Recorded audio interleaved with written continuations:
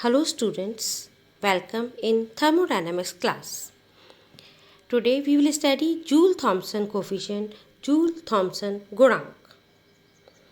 हम पहले वाले लेक्चर में जूल्स लॉ और जूल्स इफेक्ट सारा आपको बता चुके हैं.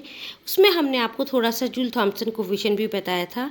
Now we will study detail. When the rate of change in temperature with pressure when enthalpy remains constant is called Joule-Thomson coefficient.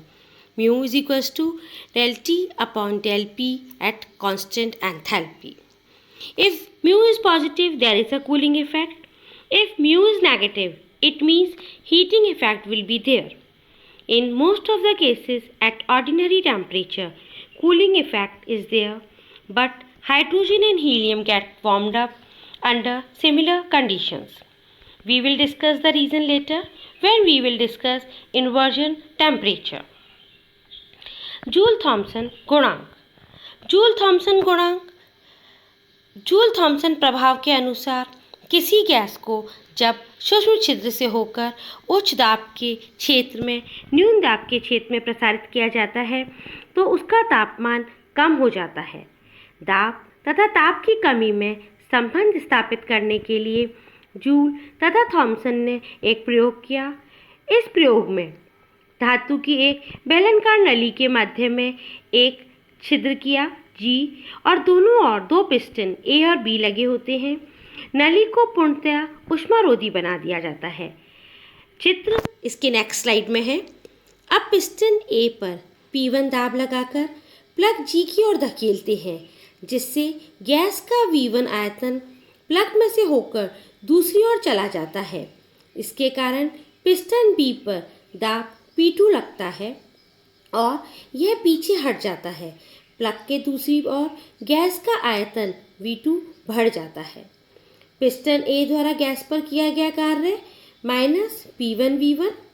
Gas द्वारा पिस्टन पर किया गया कार्य होगा P2 V2.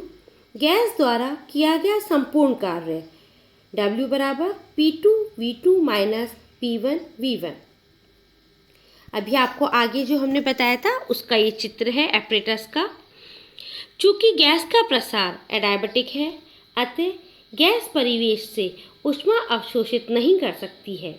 गैस द्वारा किया गया कार्य उसकी आंतरिक ऊर्जा के वैसे ही संपन्न होता है जिसके फलस्वरूप गैस की आंतरिक ऊर्जा कम हो जाती है. माना कि यह ऊर्जा U1 से U2 हो जाती है. U1 minus U2 is equals to P2 V2 minus P1 V1 और हम लिख सकते हैं U1 plus P1 V1 is equals to U2 plus P2 V2. U plus PV is equals to H मतलब एंथैल्पी बराबर होता है. अतः हम यदि ऊपर रिप्लेस करेंगे U plus PV1 U1 P1 V1 को हम H1 लिख सकते हैं. U2 प्लस P2 V2 को हम H2 लिख सकते हैं. तो हमारा हो जाएगा H1 is equals to HU और H2.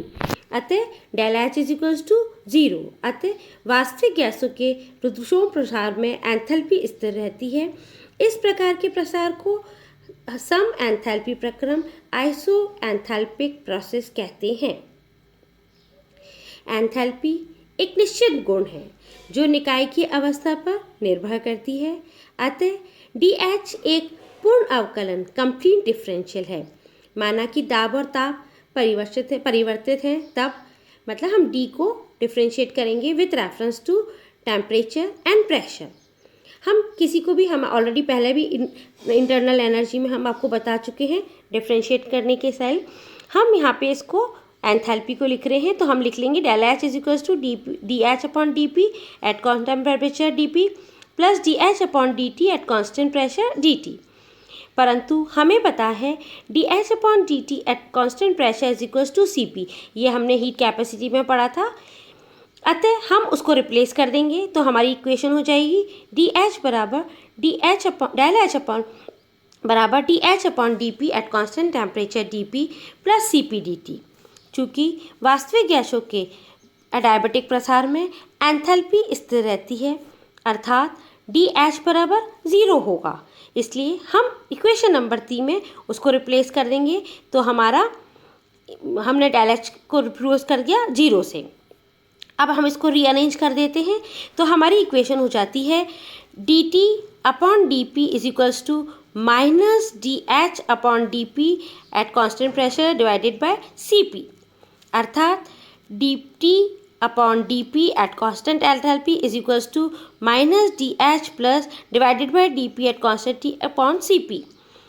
यहाँ dt del T upon del P at constant enthalpy को हम जूल थॉम्सन गुणांक कहते हैं। इसे म्यू जे टी द्वारा व्यक्त किया जाता है।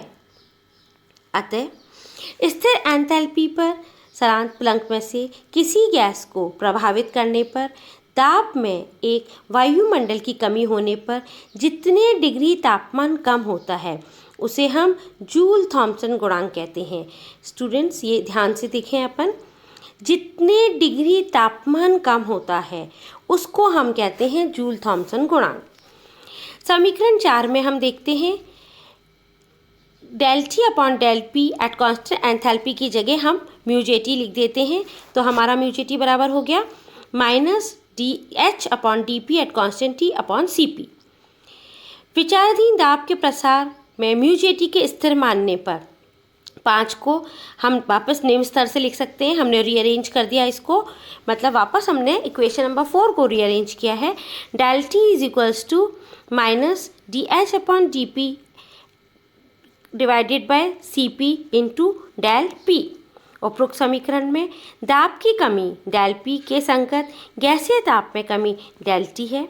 अतः समीकरण 6 का प्रायोगिक सत्यापन करने के लिए जूल तथा थॉम्सन ने अनेक वास्तविक गैसों को एक शुद्ध चिन्ह से प्रभावित करके प्रसार के कारण उसके तापमान में हुई कमी को ज्ञात किया और सुझाया कि सारंत्र प्रक के दोनों ओर के दाबों का अंतर सदैव तापमान में कमी के अनुक्रमानुपाती होता है, मतलब डायरेक्टली प्रोपोर्शनेट होता है।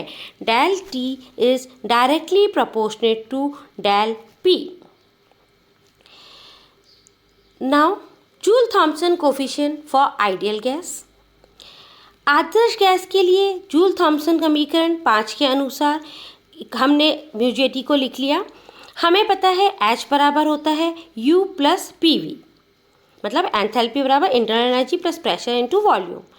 हम इस डेल H को रिप्लेस कर देंगे और हमारी इक्वेशन हो जाएगी mu J T is equals to minus 1 upon C P into D U plus P V divided by D P at constant temperature.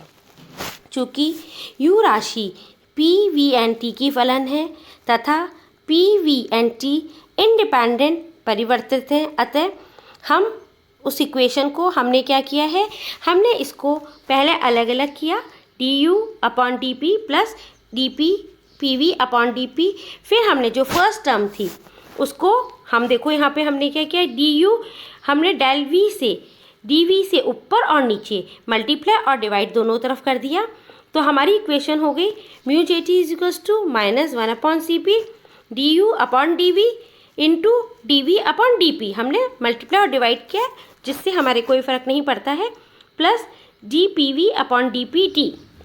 Mu J T हमारी, हमने इसको अब अलग अलग लिख लेते हैं हम, तो ये इक्वेशन नंबर 8 बन गई। हमें पता है कोई आइडियल गैस या आदर्श गैस के लिए change in internal energy with change in volume at constant temperature is equals to 0। हम इसको समीकरण पे रख देंगे तो हमारी क्या होगी, जो फर्स्ट टर्म है ये हमारी 0 हो जाएगी। हमारा म्यू जे टी बराबर हो जाएगा minus 1 upon C P D P V upon D P at constant temperature.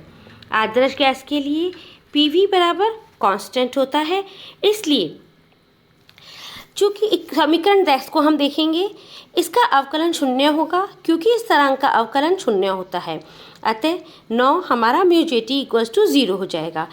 अतः ये क्या सिद्ध करता है कि आदर्श गैस के लिए जूल थॉम्सन गुणांक शून्य होता है, अर्थात आदर्श गैस सामान्य ताप पर जूल थॉम्सन प्रयोग द्वारा ठंडी नहीं की जा सकती है। इन पे एक क्वेश्चन बनता है बहुत अच्छा कि आदर्श गैस सामान्य ताप पर ठंडी क्यों नहीं की जा सकती है। प्रयोगों द्वारा जूल थॉम्सन गुणांक के संबंध में निम्नलिखित निष्कर्ष निकाले गए हैं। यदि म्यू जे टी का मान धनात्मक है तो गैस प्रसार होने पर ठंडी होती है, धनात्मक नेगेटिव है और पॉजिटिव है। म्यू जे टी का मान यदि नेगेटिव है तो हम देखेंगे गैस प्रसार होने पर गर्म हो जाएगी। यदि म्यू जे टी का मान 0 है तो गैस प्रसार होने पर ताप में कोई परिवर्तन नहीं होता। जिस ताप पर जूल थॉम्सन गुणांक का चिन्ह परिवर्तित होता है उस ताप को हम इन्वर्जन टेम्परेचर कहते हैं। इस टेम्परेचर पर म्यू जे टी 0 होता है। जूल थॉम्सन गुणांक की इकाई डिग्री वायुमंडल है। स्टूडेंट्स, इसको मैंने इंग्लिश में नहीं लिया है क्योंकि डेरिवेशन है। हिंदी और इंग्लिश इसमें इतना कोई अंतर नहीं है, इसलिए मैंने सिर्फ हिंदी में ही इसका मैटर रखा है। आपको नोट्स इंग्लिश में भी दे दिए जाएंगे। Thank you.